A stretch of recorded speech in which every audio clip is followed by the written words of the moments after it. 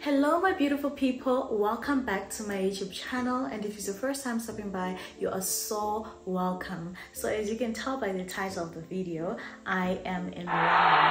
So I recently moved to London on the 4th of February 2023, and my journey has been so miraculous. I just wanted to share it with you guys. I feel like someone can get a bit of encouragement. So basically in this video, I'm going to be breaking down my journey and my move from South Africa to London. So if you guys are interested in that, stay tuned and enjoy. So around August 2022, I just decided to amp up my CV because I was in my third year of articles, and you know, when you're about to finish your audit articles, you know, you have the option to stay with the firm that you're working with, or you can move to other companies. I knew the probability of me getting an offer there by that firm was high, you know, so I wasn't so worried, but I knew that my passion was to always like see the world. I love traveling, so I knew moving to the United Kingdom, specifically London, that has always been a dream of mine. And if I recall, even from first year, if anybody asked me what my options were after articles, I would say I want to move to London. I want to live in London. That had always been my dream. And if you guys have watched some of my other videos, to basically get signed off and become a chartered accountant, you have to have gotten the competences, and you have to have gotten the hours, and then you have to also have passed your board exam. But I had not passed my board exam, so I was a bit like now in the middle about my dream, because my dream was to move to London as soon as I finished my articles, based in my mind at that time on the fact that I would have passed and gotten my hours and competences. So regardless of all of that, right, I just decided, okay, let me vamp up my CV and start applying. You know, my other options were Makosi and Sapro, which you know, are taking people abroad. So I was like, you know what, even if I can go on a contract and just go abroad for a few months and come back, or whatever it is, you know, whatever it is that can help me to go abroad, I want to do it. I remember I even changed my laptop password to Amerindon 2023, which was like America or London 2023, because I was like, I am going to either America through Sapro, Makosi, or London somehow, even though I had not passed my board exam. And I was just like applying some crazy faith there. I was just like, I'm going one way or another. It has to work out for me. So as I had, you know, started, you know, working on my CV, and I started working on my LinkedIn, I was now posting my accomplishments on LinkedIn, and I was updating like where I am in life. I got contacted by someone from Blue Recruiting, by a recruiter. They contacted me and they were like, okay, we see that you are, you know, in your third year. Are you looking to move abroad? Are you looking to switch careers and, you know, start working from abroad? And I'm like, yes, I am. And then they're like, okay, tell us where you are with your academic progress. And I was like, you know what, I actually do not make my board exam, so I'm going to rewrite. So they were like, oh, okay, fine, just, you know, fill in this application form for one of our clients, and send us your CV, and we will get back to you if there's anything for you. And then I was just like, okay, let me fill it in. I filled it in, you know. When I was filling in, they were like, okay, which industry would you want to work in? And then I was like financial services, you know, because for me, I was just like, financial services, you have more opportunities. If you have knowledge in that, you can now branch out if you want to at a future stage. So I was just thinking of the future, you know, and I was also thinking of something I would like to gain knowledge on, since I didn't have it at that time. Take a note of this because it's going to be so important later on in the story. So I put financial services as my first one, and then I put the other two industries, you know, that I would have wanted to be in. So they take my information, and they update me a few days later. They were like, oh, there are no slots for interviews anytime soon with this company, so you might have to wait until they say they are available. And then I was just okay, like I think at that time I was just like, you know what, if it's meant to be, it will be. I just had this faith that was helping me be at ease. I was not trying to force things. I was not, you know, trying to or see how things are going. I was just chilled, you know, which is, I think, is a good place to be, because then things can just happen for you if you're not trying to force things, if you're not trying to, you know, having this desperate energy about you. So I remember this one time I was in the office, I was working, and I got a call. I remember I was on such a hectic client, like the lady I was working with was giving me a hard time. I got a call, they were like, they found a slot, but the slot is tomorrow at 1. I'm like, what? So now that's where this financial services thing becomes applicable. I didn't have much experience in financial services.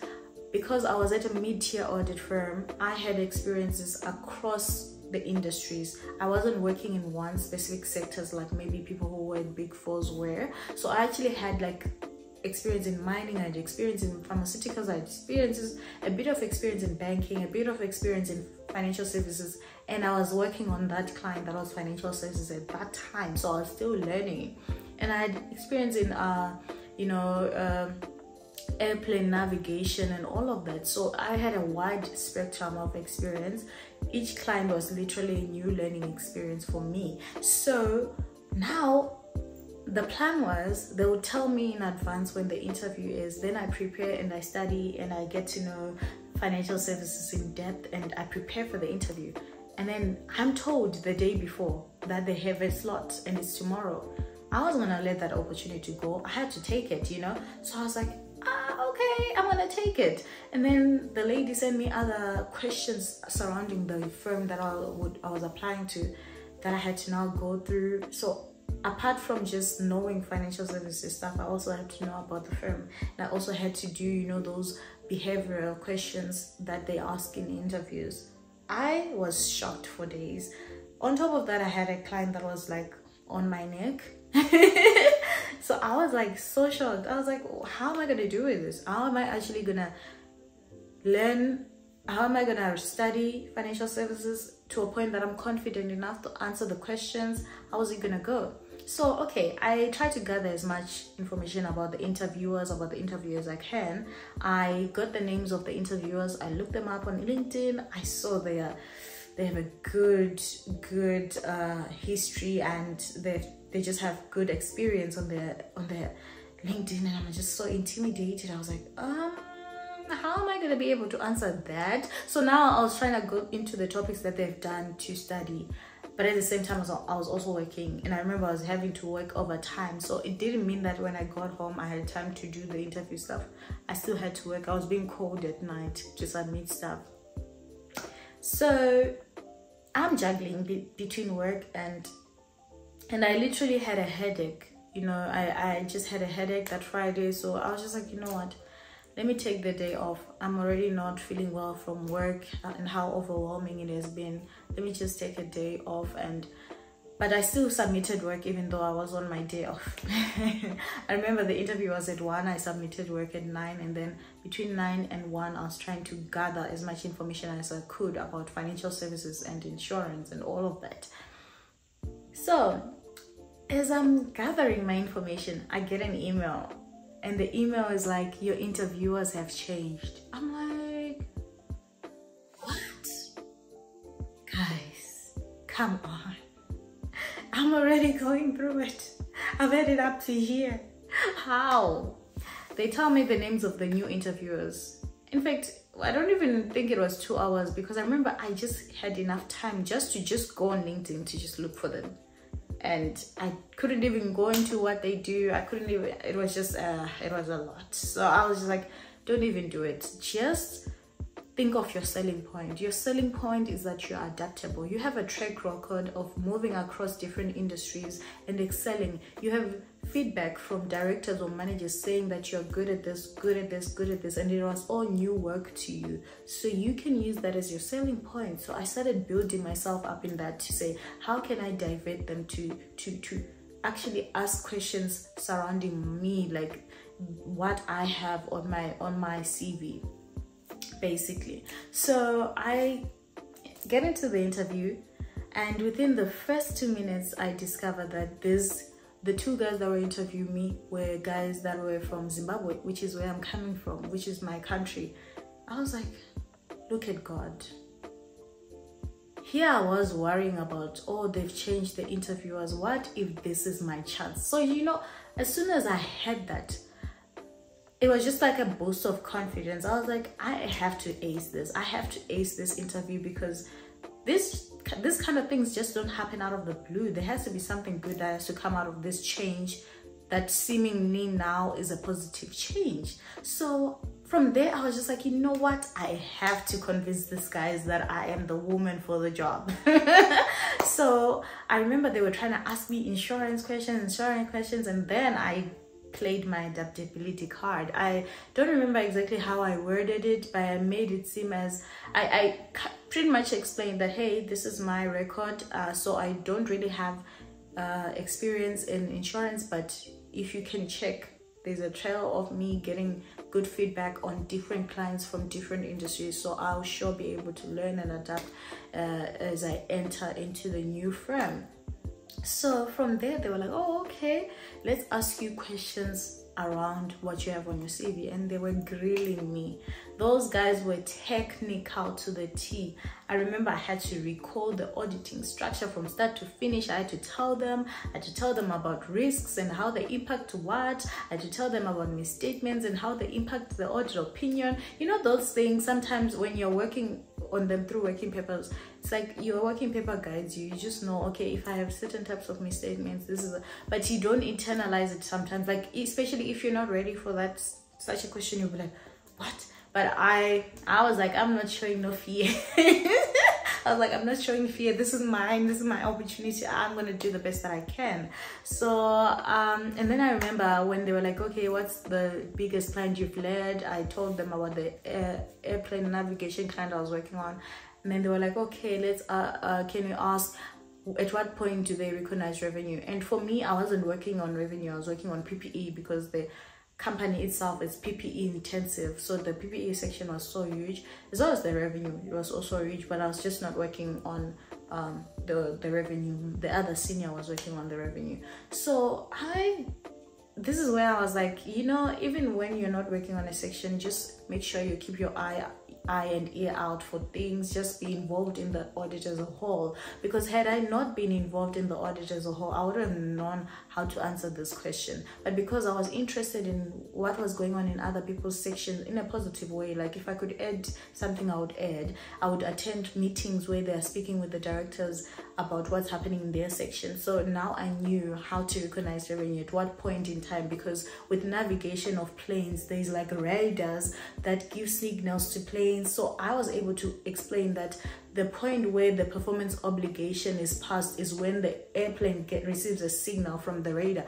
And that's something that captivated them. It was like, oh yeah, she knows, even though she was not working on it, she knows what's happening. So she would be able to now learn about insurance revenue and adapt. So I remember that at that point I was feeling so proud of myself for just being so involved with the audit, that I was able to now, you know, demonstrate that I'm actually very adaptable.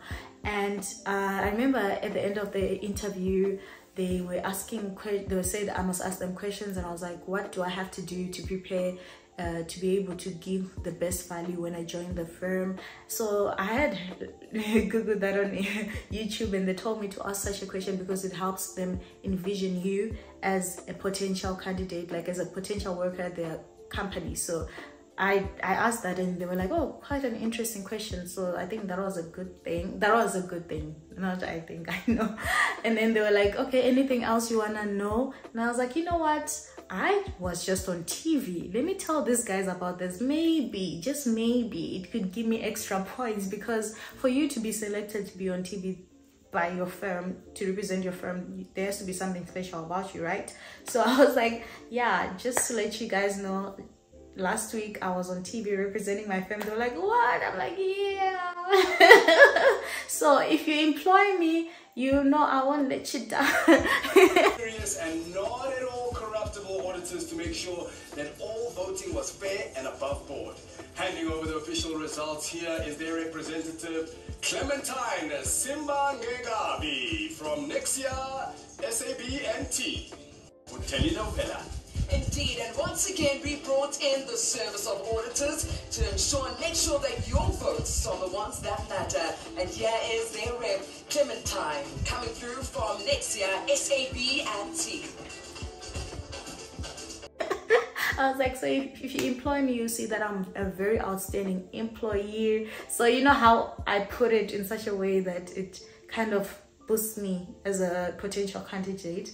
But yeah, the interview ended and I went on to do other interviews with Makosi and Sapro. And I remember Makosi, I had an interview with them on the next week, Wednesday, and they gave me their response on Friday.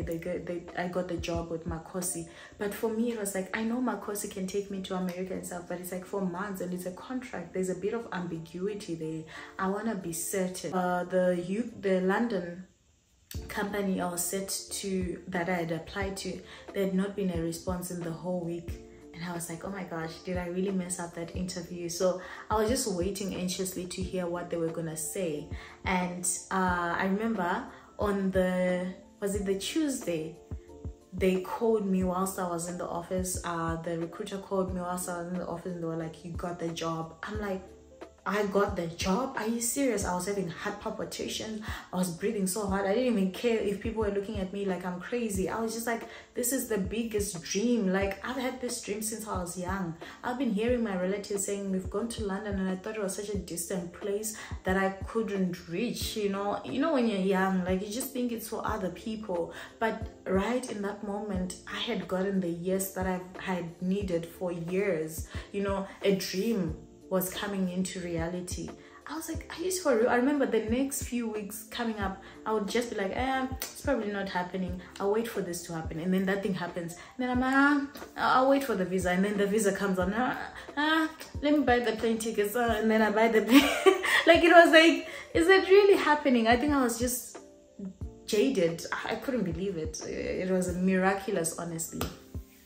So just how God came through for me with the interview was just miraculous. The fact that he changed people, and the fact that those people were able to ask me questions around my CV.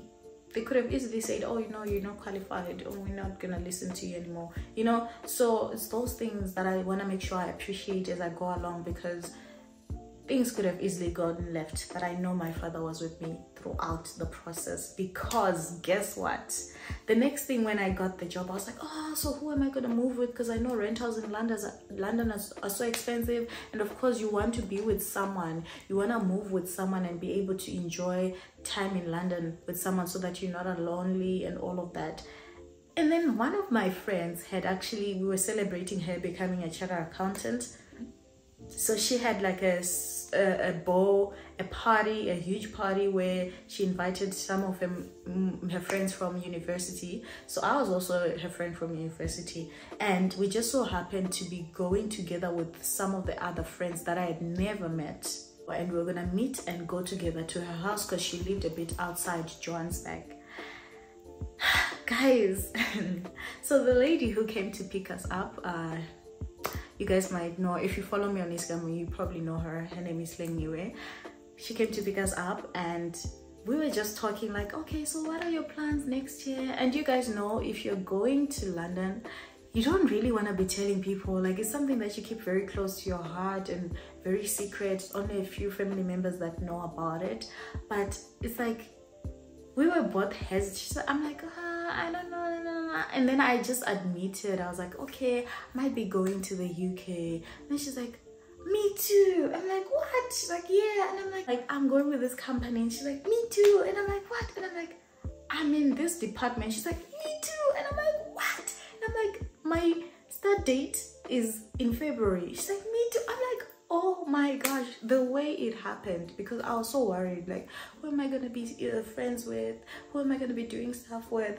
And then the person I'm going with to my friend's party is going to the same firm, same start date, same department. Like, we had so much fun on the way there. We both connected because of our love for God. Like, it was just a celebration all the way to my friend's party, and we were like, this party is actually a blessing, you know, like, because now her mutual friend is gonna be someone I'm gonna be moving with. And you know, I don't take lightly roommates and people you live with, because you want to make sure that you really get along. I'm very particular about that. So I felt so blessed, and I remember she also felt so blessed that it was just like, is this really happening? Like, our worry is just gone now, because she was also worried about that.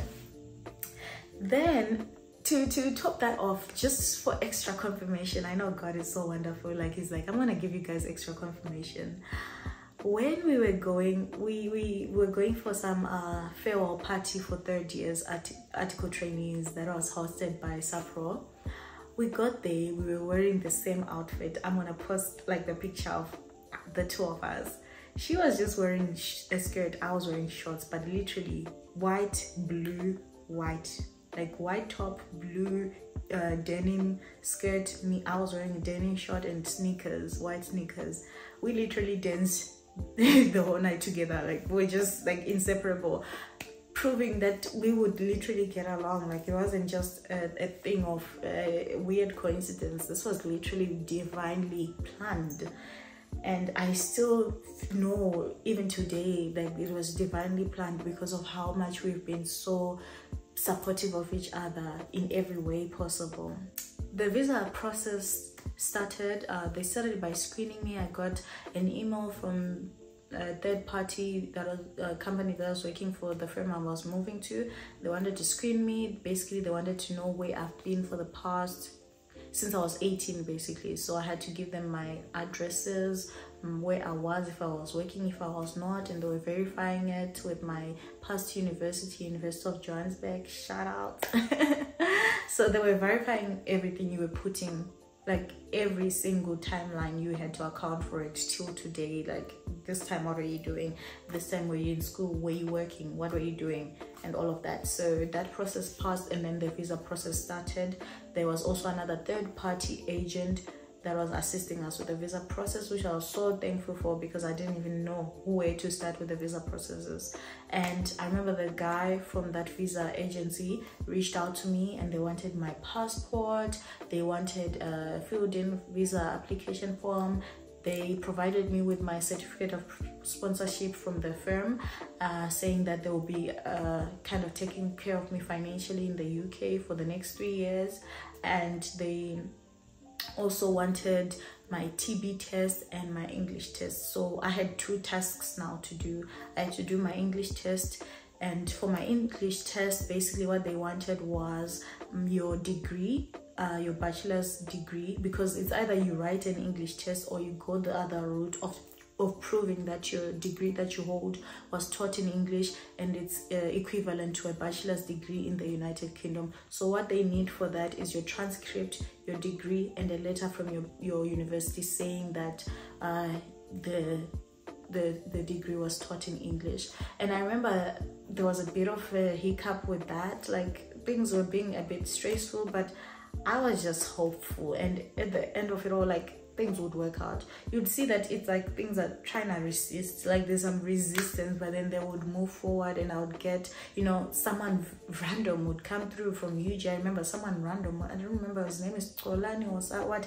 He ended up giving me that letter, and everyone else I had been calling the fuck out to they didn't want to give me the letter. A random person typed it out for me, sent it to me, followed up with me to say if you got it. And I was just like, wow, the way God puts people, destiny helpers in the path to help you out, it's amazing, you know. So it's things along the way. I would stress out, but God would fix it. Stress out, God would fix it, you know.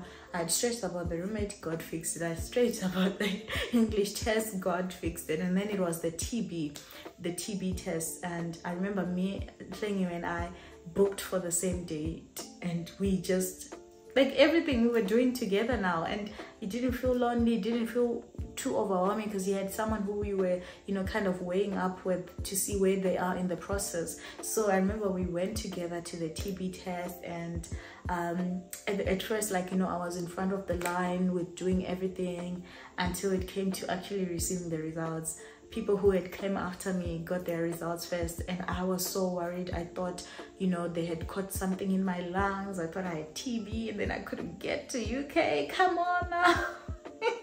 That 10 minutes that I waited longer than everyone else was like, I was praying there in tongues silently. Heyy also admitted that she was so worried. I also have videos on that, so I'll upload those. But at the end of it, my certificate came and I did not have TB. Like, I was just like, wow, the drama though. Because guys, you are the first in line. Then people who came after you get their results first. You are bound to think that something happened, something negative happened. So at the end of it, I got my TB test and it was negative. So I was happy, went home, copied everything and was able to send everything back to my visa agent, and he managed to book a slot for me for the visa. So the visa slot was actually booked. The visa slot was booked for the 21st of November 2022, and I remember I also went with Heyy. Hers was also booked on the 21st of November 2022. Good coincidences. So we went together to submit the visas, and we submit our applications, submit everything, and they took our pictures, took our, you know, our fingerprints, and we left everything, and we were now waiting for the results. And so it was a Friday, the 21st of November, and I remember 7 days from then, you know, our results came, our visas came out.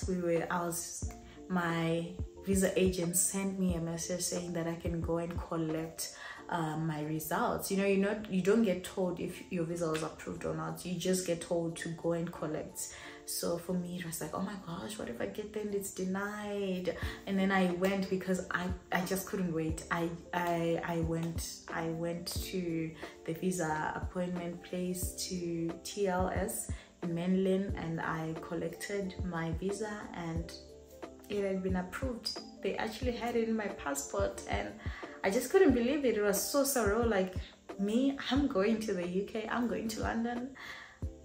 What? God, this is what you're doing in my life? This is how you are miraculously turning my life around, even though I thought because of APC I couldn't. You were like, no, all things are possible in God. Like, it's amazing, honestly. The journey, it was just supernatural, if you ask me. Like, I felt the presence of God at every step of the way. I felt the enemy trying to discourage me, and I also felt God picking me up and really showing out, because the way everything happened was so abnormal. Like, from the interview, everyone else had enough time to prepare, and then there was me. So you understand when I say, like, my journey has been so miraculous. I cannot neglect the presence of God. I cannot tell this story without giving credit to God, who was there every step of the way, you know. So yeah, on the 2nd of December my visa was out, and it was like, okay, let's book them flights. This is happening. And guess what, we get flights for 4,000 rands, because there was a group, right, of people who were moving. Like, there's a WhatsApp group that is formed as you're onboarding into the firm. You are part of that WhatsApp group so that you can just see what the other colleagues are talking about, what questions they have, and maybe get answers for whatever questions you have. People were saying the flights are 16,000, flights are what? We got flights for 4,000 rands.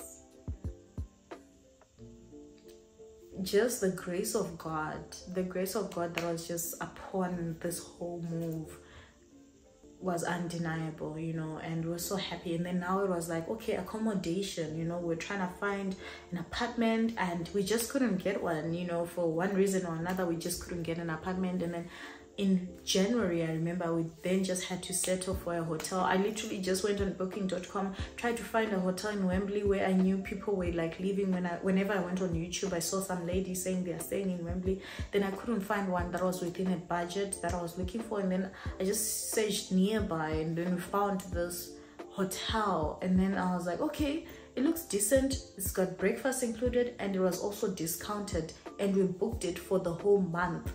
Like, we literally booked and paid for the whole month so that we wouldn't struggle, we wouldn't stress about where to live or anything like that. Then you know, we bid our families farewell. I had a farewell party on the 28th of January. My mom threw me such a wonderful party. Like, in between all of this, I had gone to Dubai, gone to Naisna, came back, gone to work, went back to work for the last month, then preparing for my party. Had the party on the 28th. I felt so supported by my friends and family. Everyone was there for me, and even at the airport when we were leaving, like, they all came out and they were so happy for my mom and I miss my mom so much. Like, my mom has been so supportive. She's always been like, she's the reason, like, God has really blessed me with such a wonderful mom, because she helped me to be the woman that I am today. No lie. Like, she has held me down at every point, every stage of my life, and the party she threw for me was amazing. I'd always dreamt of having a wonderful party, a big party with people gathered for me, and to think of it, I was also hoping that I would have that for my 25th birthday, but I was like, maybe let me just go for Dubai, because I mean, my friends are never around anyway during Christmas. So I had thought about it, and then my mom brings it up. She's like, okay, I'm thinking of throwing you a party. I was like, what? Are you serious? Because this is something I was thinking about and I was just suppressing in my heart. So by the time we held the party, 20th of January, everyone was pretty much back from holiday and had already started with the new year. So people were able to come, and I was so grateful. It was so tear-jerking. Everyone's speeches were beautiful.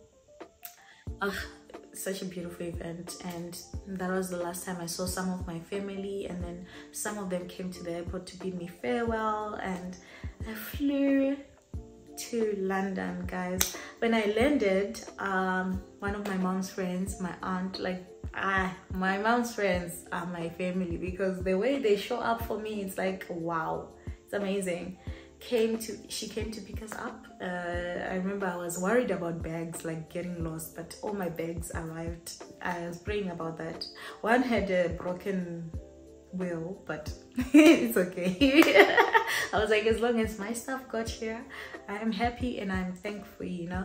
She came, she took us to the hotel, you know. She helped us, you know, find a taxi, you know, paid for our taxi from the airport to the hotel. Like, we had so many bags, guys. We were literally in those vans because our bags were so much. We're literally moving our lives, you know. And we got to the hotel only to find out that the hotel that I just landed on by a miracle was 2 minutes away from the train station. And we needed to go into London to get our BRPs, which are our residence permits, that we needed to submit at work on the Monday. Guys, like, I love God. Like, how do I just land on a hotel that has a discount on it? We're able to pay for the month, right? It has breakfast included, and it's also 2 minute walk, guys. You get out of the hotel, there's the train station, you can see it. So we were never, like, you know, one of those people that were like, oh, we don't know where the train station is, or it's too far. We would literally walk out of the hotel, get into the train station. We were able to go to central London, get out, run to the post office and get our BRPs before it closed. And we got there a few minutes before 5.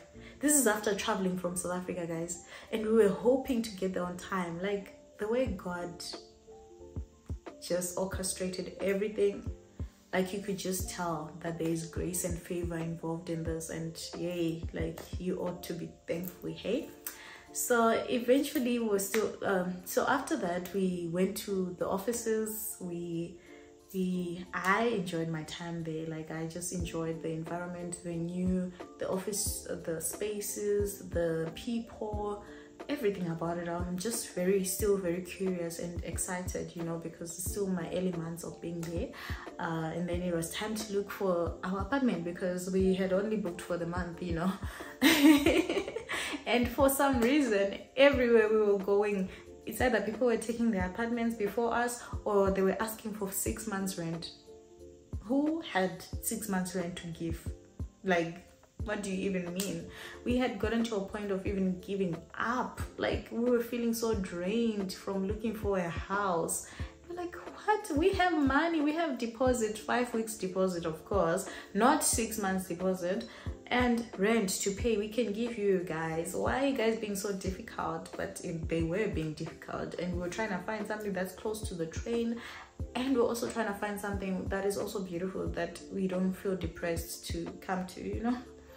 So eventually, a week before our time in the hotel was coming to an end, when we knew like next week we are supposed to be picking up out of the hotel or extending the stay, that's when this apartment, right, we had a viewing for it, and then for some reason the viewing was cancelled. I think other people got to it or offered before us.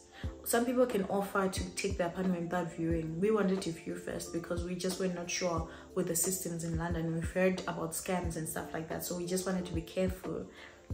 So we do that, right? They cancel. Now we are worried. The same people then come back to us a week before. Somehow, miraculously, an apartment had opened up. The people who were supposed to come to the apartment did not show up. That's how we got this apartment. We had to do now the verification with the company, verification with our, you know, they do a background check before they let you sign the lease. We had to be pressuring our company, hey, HR, please, you know, respond to Rightmove, and they responded, and everything was facilitated in less than a week, and we were able to move. This is after being told, guys, you can't move within 2 weeks. You need to give leeway for 2 weeks in order for you to move, for your move to be facilitated.